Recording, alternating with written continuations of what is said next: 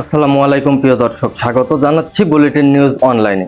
দর্শক, bulletin news Lalmonirhat অনুসন্ধানী দলের লালমনিরহাট জেলা থেকে সংগৃহীত আজকের লালমনিরহাট জেলার সর্বশেষ প্রধান আপডেট সংবাদটি আপনাদেরকে জানাতে বুলেটিন নিউজ লালমনিরহাট অনলাইনে আরো একবার সরাসরি সংযুক্ত হলাম। আমি শেখ আনিসুল রহমান রাজীব আপনাদের সাথে। চলুন দেখে আসা যাক বুলেটিন নিউজ লালমনিরহাট অনলাইন অনুসন্ধানী নিউজ টিমের সংগৃহীত লালমনিরহাট জেলার আজকের সর্বশেষ আপডেট প্রধান সংবাদটি। লালমনিরহাট সীমান্তে গুলিতে নিহত লিটনের মরদেহ ফেরত দিল বিএসএফ। লালমনিরহাটের আদিতমারি উপজেলার দুর্গাপুর সীমান্তে ভারতীয় বিএসএফ এর গুলিতে নিহত লিটন মিয়ার মরদেহ ফেরত দিয়েছে বিএসএফ। আজ বুধবার 27 মার্চ রাত 10:30টার দিকে জেলার হাতীবান্ধা উপজেলার জাউরানী সীমান্তের 912 নম্বর পিলার এলাকা দিয়ে বিজিবি ও পুলিশের নিকট মরদেহ হস্তান্তর করেছে ভারতের সীমান্তরক্ষী বাহিনী বিএসএফ। পরে আইনি প্রক্রিয়া শেষে রাতেই পুলিশ নিহতের পরিবারের নিকট মরদেহ হস্তান্তর করে।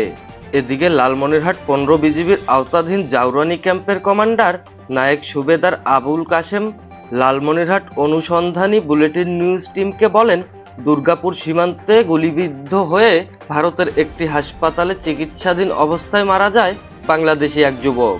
এরপর ওই যুবকের মরদেহ জাউরানী সীমান্ত দিয়ে হস্তান্তর করেছে ভারতের সীমান্তরক্ষী বাহিনী বিএসএফ। পরে মরদেহ পুলিশের মাধ্যমে নিহতের পরিবারের নিকট হস্তান্তর করা হয়েছে বলেও জানান তিনি। অন্যদিকে সোমবার দিবাগত রাতে আদিতমারি উপজেলার দুর্গাপুর ইউনিয়নের দিঘলটারি পশ্চিম সীমান্তের 923 নম্বর পিলারের কাছে ভারতের অভ্যন্তরে গুলির এ ঘটনাটি ঘটে। লিটন মিয়া দিঘলটারি শঙ্কর চৌরা গ্রামের মোকসেদুল হকের ছেলে। Bulletin news online Lalmonirhat news টিমের তথ্য মতে পুলিশ জানিয়েছে, সোমবার রাতে ভারতীয় ব্যবসায়ীদের কাছ থেকে গরু আনতে অবৈধভাবে ভারতে প্রবেশ করেন একদল গরু পাচারকারী এবং গরু নিয়ে ফেরার পথে গুলির এ ঘটনাটি ঘটে।